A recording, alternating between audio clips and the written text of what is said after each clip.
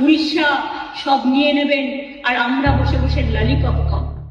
আপনারা যদি চট্টগ্রামের দিকে তাকান, দাবি করেন আমরা কি আমলকি মুখে চুষবো?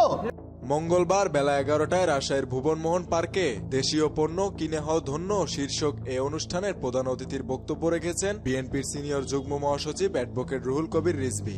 তিনি বলেন, বিজেপি সাম্প্রদায়িক রাজনীতি করে, মুসলিম বিদ্বেষ রাজনীতি করে, এটা সবাই জানে। যখন মমতা বন্দ্যোপাধ্যায়ের মতো ধর্মনিরপেক্ষ মানুষ বিজেপির মতো কথা বলে তখন বোঝা যায় রসুনের গোড়া এক জায়গায়, ভারতের রাজনীতিবিদের গোড়াও এক জায়গায়। ভারতের এক নেতা বলছেন এবার চট্টগ্রাম আমরা দাবি করব। আরে আপনাদের তো উদ্দেশ্য খারাপ। একটা স্বাধীন সার্বভৌমত্ব দেশের একটি অংশ আপনারা দাবি করবেন। আপনারা প্রথমে একথা বলেছেন, এগুলো আপনাদের দায়িত্বশীল একজন নেতার কথা। আমি বলেছিলাম আপনারা যদি দাবি করেন তাহলে আমাদের নবাবে যে অংশ বাংলা বিহার উড়িষ্যা সেটাও আমরা দাবি করব। আমরা জানতাম আপনি ধর্মনিরপেক্ষ মানুষ, অসাম্প্রদায়িক মানুষ। আপনাদের গভীর যে কট্টর হিন্দুত্ববাদী রয়েছে সেটা আমরা দেখলাম। আপনি বলেছেন বাংলাদেশে জাতিসংঘের শান্তিরক্ষী বাহিনী পাঠানো দরকার। কি কারণে আপনি পাঠাবেন? আপনি অন্য দেশকে এই কথা বলতে পারেন না। আপনি আন্তর্জাতিক আইনানুগ জানেন না। আপনার এই কথায় ভারতের কেউ কেউ প্রতিবাদ করেছে। আপনারা সবসময় মনে করেন বাংলাদেশ আপনাদের তাবেদার। এই কারণে আপনারা শেখ হাসিনাকে অত্যন্ত প্রিয় পাত্র মনে করেন। শেখ হাসিনা যেহেতু পালিয়ে গেছে, সেই কষ্ট নিয়ে আপনাদের শাসক গোষ্ঠীর প্রত্যেকেই মন খারাপ হয়ে বসে আছেন। তারা এখন অপপ্রচার, অপতথ্যগুলো মিডিয়ার মাধ্যমে প্রচার করছে।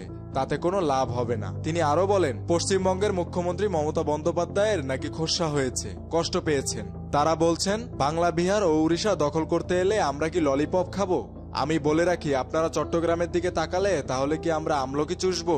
তাদের একজন নেতা আবার এক পর্যায়ে বলেছে এবার চট্টগ্রাম আমরা দাবি করব। আরে আপনাদের উদ্দেশ্য তো ভয়ঙ্কর খারাপ। একটি স্বাধীন সার্বভৌমত্ব দেশের উপর একটি অংশ আপনারা সেটা দাবি করবেন?